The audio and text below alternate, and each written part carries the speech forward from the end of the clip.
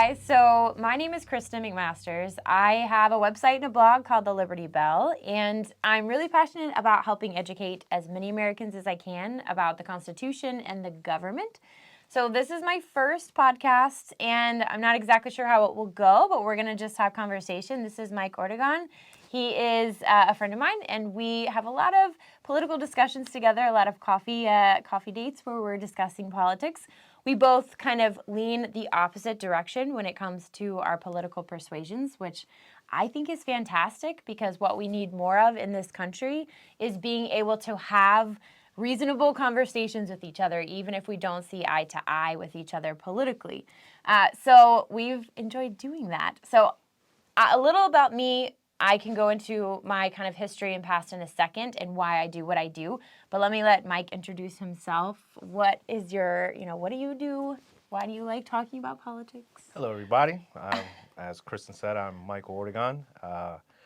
I have a food business right now. When we met, I felt the passion coming off of Kristen when she talked about politics. And I was, I've always had an idea of what's going on and stuff, but talking to Kristen here kind of opened up a little bit more of, what government's job really is and what they're supposed to be doing. So, like she said, we both kind of lean opposite directions.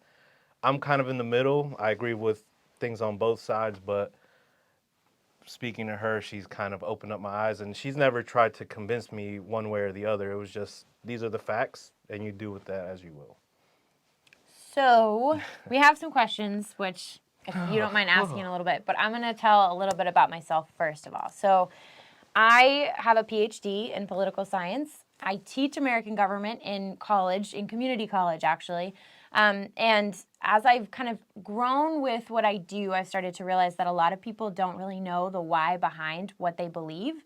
And I was the same way. So growing up, I was a huge just political nerd. I didn't realize this was an actual field, but I would walk around. I saluted when people said the word America. I'm not even kidding about that. I had an American-themed birthday party when I was 13 years old, which how many 13-year-olds do that?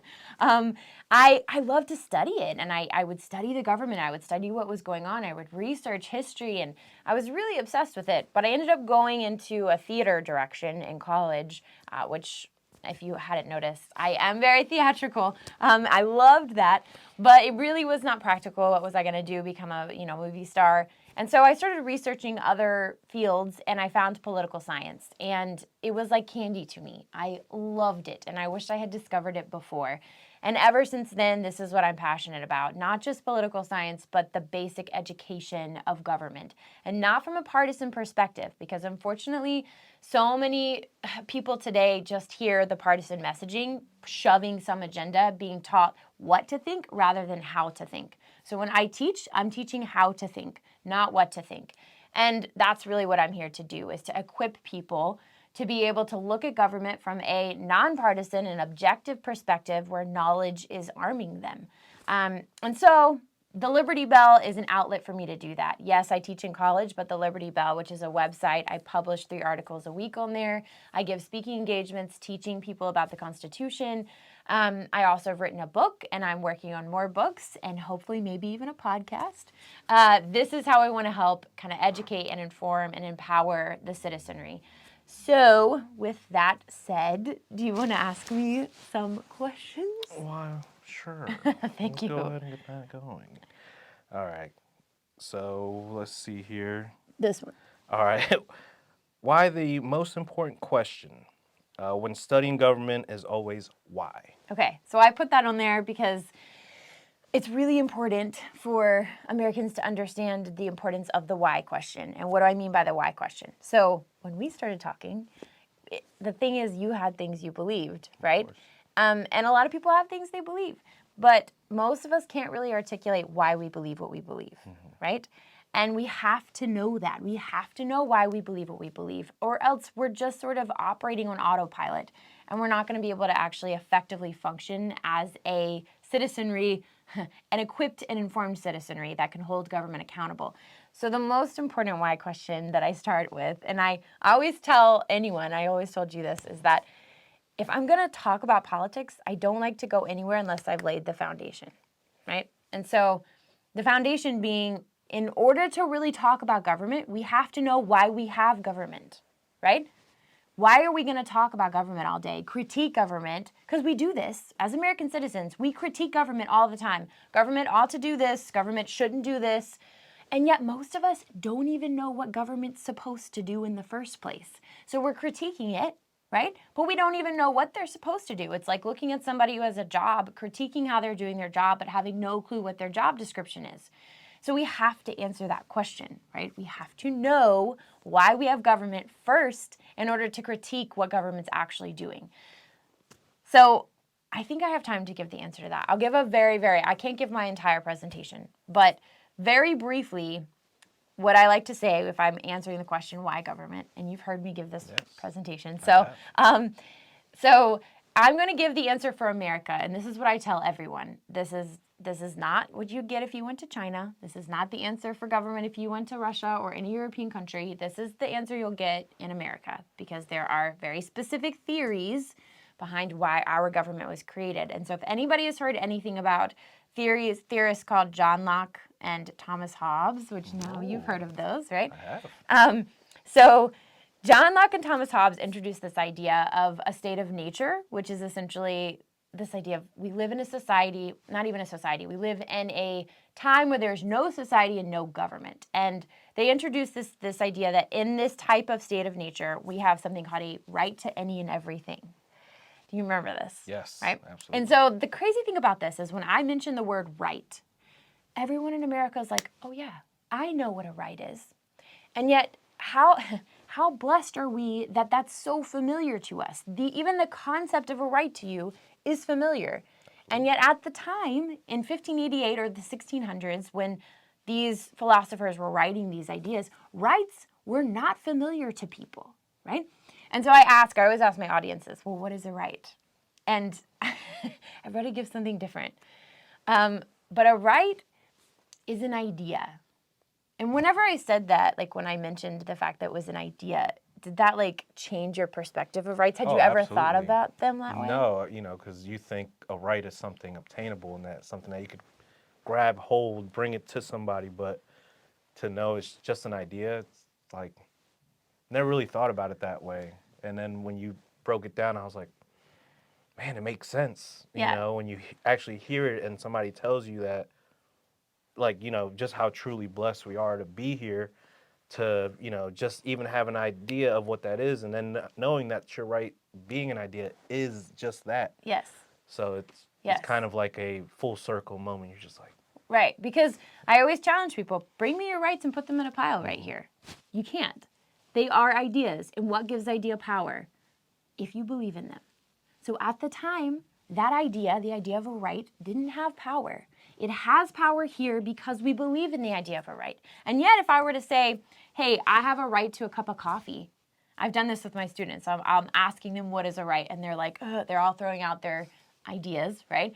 And then I'm like, do I have a right to a cup of coffee? And they're like, well, no.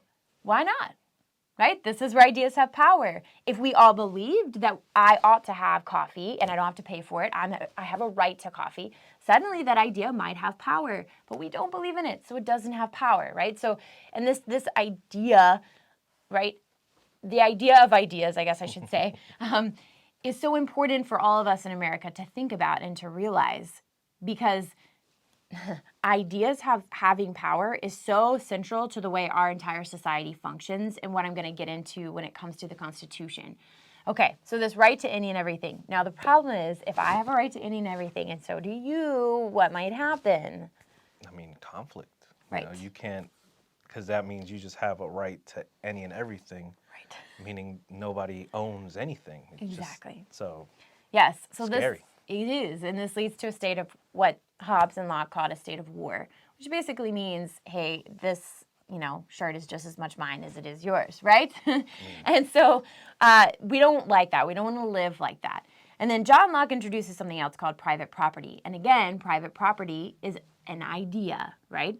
And in a lot of societies, it has no power. If you were to go to the Soviet Union in the 1960s, private property wouldn't exist. Okay, so the idea of private property is power here because we believe in it. Now, Locke explains that private property is the work of your hands, so your labor, and your body. Okay, so this idea of private property started taking hold in the 1600s when Locke introduced it, and it's basically what happens is he says, well, if we have private property, I don't know if you remember this example I give, and I, let's say, plant a tree, an apple tree, and then you're walking past and you see the apple. Well, that's my private property. I worked for that, right? And you eat my apple. Mm-hmm. What could I do to you as punishment for stealing my private property? I mean, anything and everything you want. That's your property, so yeah. There's no one telling you what you can and can't do. No, because in a state of nature, there's no government. So I am the government. It is, I just smushed my microphone. I am the government. So, yeah, I'm the final judge, jury, and executioner. So if I said, off with your head, then so be it. It will be off with your head. I hope that apple was worth it. My goodness. Right? So we don't want to live like this. So we move into something called a social contract. And if any of you guys have heard of a social contract, it's this idea that I'm willing to give up some of my rights to some things as long as you're willing to do the same, because we want to get out of the state of war. Because the irony of a state of perfect liberty is that in a state of perfect liberty, there is no liberty, right? Let that sink in a second, because a lot of people don't really think about that, but it's very true. So we don't want to live like that. And so we are willing to get in this social contract. But the problem is, what's to stop me from turning around and stabbing you in the back, right? With the social contract. So what do we create to protect us and our private property from each other? Yeah, and I think this leads into the next question. Right, but I got to answer the question. I got to answer it. Let's go ahead and hear that answer. Why government, right? Why government? So why government? Based on the theories that our country has used to build the country that we have and the government we have, why government is very simple. It's to protect us and our private property from each other. So we created government to enforce the social contract, right? And this is where it gets interesting. You remember this? So we create government to protect us and our private property from each other, right? So what do? We take the same people that needed government in the first place, right? And we put them in positions of power. And this is where things get super interesting, right? Because now what protects us and our private property from government, right? And this is so essential. Most people don't think about this. Okay, so this is where it gets really exciting. This is my favorite part, because I introduced the concept called arbitrary power, okay? Because this is what the founders of this nation were very concerned about. And when I speak on this and I introduce the idea of arbitrary power, without fail, my audiences and my students don't even identify with this word. Like they don't even know what I'm talking about. And the fact that we don't know what that is in this nation is truly mind-blowing. We are so blessed. So arbitrary power, I won't make you define it. No. I will define it, and then we can talk about it. So arbitrary power is power that comes from nowhere, right? Okay, so I just want you to let this sink in. And if it comes from nowhere, it's undefined and it's unconfined, right? It is limitless power, okay? So I always say, what does that mean? Give me some examples, because throughout world history, pretty much all governments have always been arbitrary. Very few citizens, very few societies have ever lived under a government that couldn't do whatever the heck it wanted to them. The fact that we don't know that is unbelievable. I wish people could really get a hold of that. So what's an example? Well, a king can say off with your head, right? And guess what? What are you going to do about it? He said off with your head, so it's off with your head. If the king says, I'm going to take your property, it's not even your property. I'm going to take the property you're living on because I need it. Guess what? Tough luck, right? This is how most governments have always functioned. Can you think of any arbitrary governments from the past? Any come to mind? I would say Russia. Yeah. Was one of them. So Stalin. Yeah. You'd have stuff like that. Germany. Yeah, Hitler. So, you can go as far back as yeah, Rome. I mean, all the Roman emperors. It's like you said, that's been the norm. The norm. What we have here is not the norm. It's something still pretty new. Yeah. It's a new concept, even in today's society. Because even in the world today, there are many arbitrary governments. And we don't really, and we see that, and we're just like, we can't believe that people live like that. And it's just, well, that's what it was, and Yes. that was normal. That's what Yes. the founders were fighting against. And you know, when people start saying things about, you know, this country and just it it's like, well, what do you want? Do you want to go back to what it used to be? And that, like you said, off with your head. Somebody can make that decision, and that's, you have no say so. Recourse. There's Yes. nothing that you could do about it. So Right. So then what is our recourse? Why do we not know what that is? And that's where the next question comes into play. Because see, what I've noticed, I'm very passionate about the Constitution, but I've realized that a lot of people, it's a what's the word you always say? The Constitution is a something word that Democrats and Republicans throw around. yeah, it's a buzzword. Buzzword. It's yes, it's a buzzword, and nobody knows what it means. It's just sort of used arbitrarily to bring support to something they're pushing for. And a lot of people don't care about the Constitution, and I don't blame them because nobody's told them why it matters. And if you don't know why it matters, why the heck do you care what it says, right? And so, and it's not a partisan thing. This is very unifying. I have found that no American wants an arbitrary government over them. In fact, the only people that I have found that want an arbitrary government are those in government, right? When I speak, the only people giving me dagger eyes are people in government, okay? So this is not a partisan thing. This is actually very unifying. So the answer to the question, why do we have a constitution, is very simple, but it's based on the foundation that I've just laid of why do we have government and then what arbitrary power is. And this is the answer. So think about it this way. We created government to do a job for us, right? In this scenario, what are we? Are we the employers or the employee? Oh, we're the employer. We're the employers. Okay, so what's government? The employee, right? Absolutely. Now, how many employers will hire an employee and not give them a job description, right?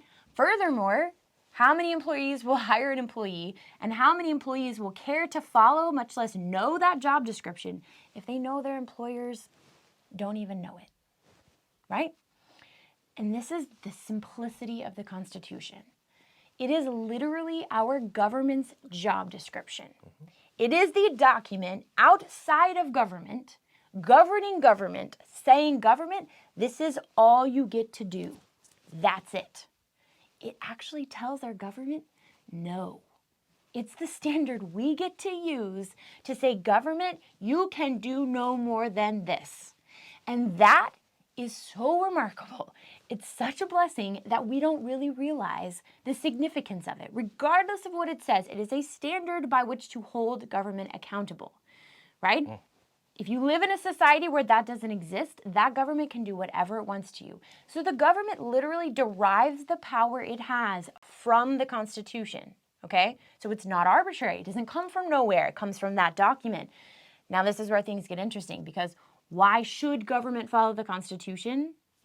It's my favorite part. So if the government does something outside of those limitations, outside of the Constitution, just think about it for a second. From where does it get the power to do what it just did? Right? Yeah, If absolutely. it does something outside the Constitution, where does it get the power to do what it just did? Thin air sounds like. From nowhere. And if it got it from nowhere, what kind of power is that? If it can do one thing outside of those limitations, it can literally do anything.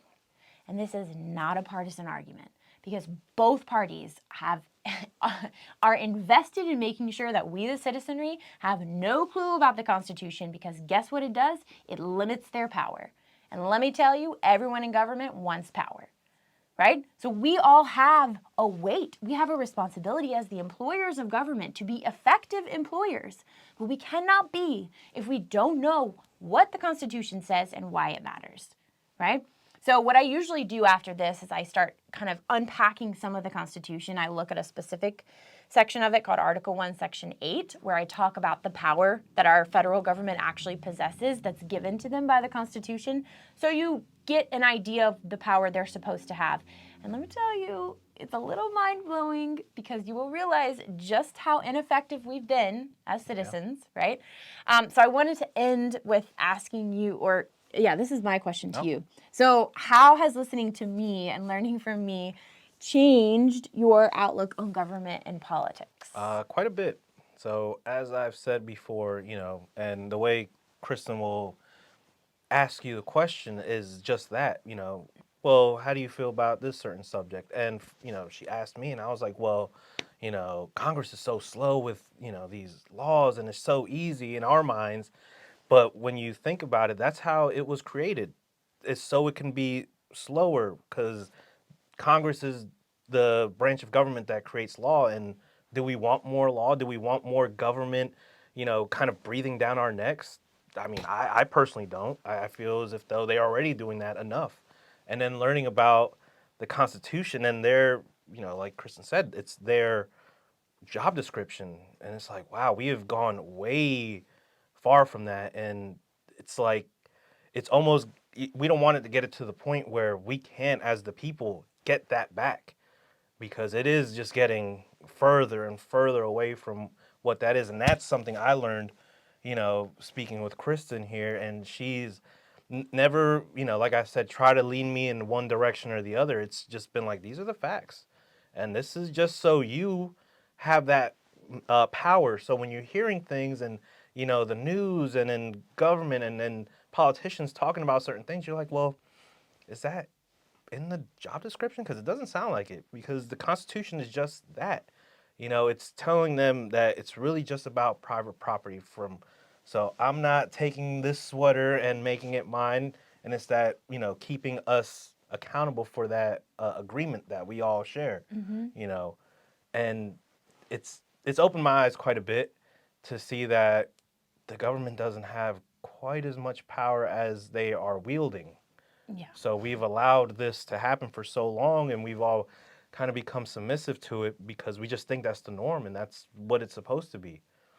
So when you start learning about the Constitution and what the job truly is of government, it kind of becomes a little scarier to see how, I don't even know how far we've come or how far we've let it go. It's just, Yeah. it's, Yeah. it's a little jarring as well, so It's a paradigm shift. Exactly. When I speak on this, Oh, people absolutely. are just like, yeah. And yeah. like she said, I've been to a speaking engagement of hers, and it started off with, little looks here and there, but then at the end, everybody's just at attention, just wanting to absorb everything. And then at the end, they want to come up and speak because they're like, wow, it's not that you're saying one party's worse than the other and vice versa.